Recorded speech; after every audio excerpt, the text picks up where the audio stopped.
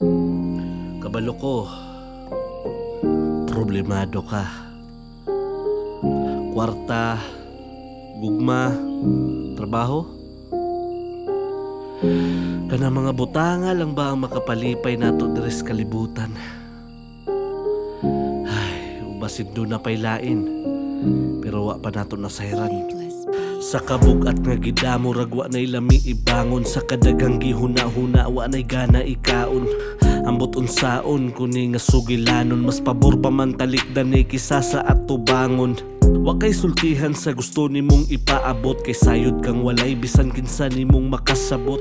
Ilang pagtuolig unka og dili magabok, kay wa sila makakita nga niluhod ka sa salog. Na ilhan ra kanila nga sige og pakatawa, mutambag mo amuma og mudasig og barkada.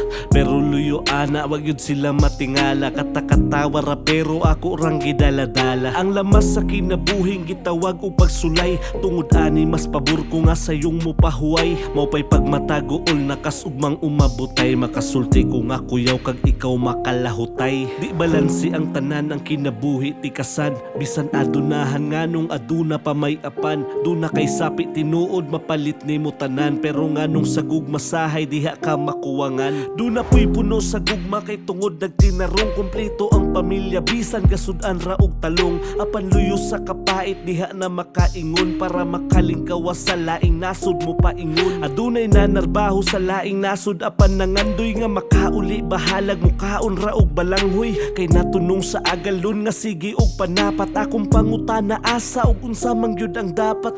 Dapat nga buhaton nga makabot ang kalipay, kay kun asa ka malipay murag dili man magdugay. Ikadalo ba gyud na di ba lami kayo iangal, ug kung unsa tong lami sus mao pa gyud ang bawal. Lisod sabton kun asa ba gyud taani mo lugar, ang kasakit sa buot pwede ra unta itumar, og tambal nga pwedeng mopilot sa dughang dunay samad. Kay andam na ko utangon kun galing di ko kabayad. Ang uban nga no ra kayo mo ingon, kaya ra na may manto ilang gidaganan nga dalan dunay suga. Tinuod man nga lahi-lahi taninyo og ginadayong, pero mabasol ba ko nimo kung dili ko mo padayon.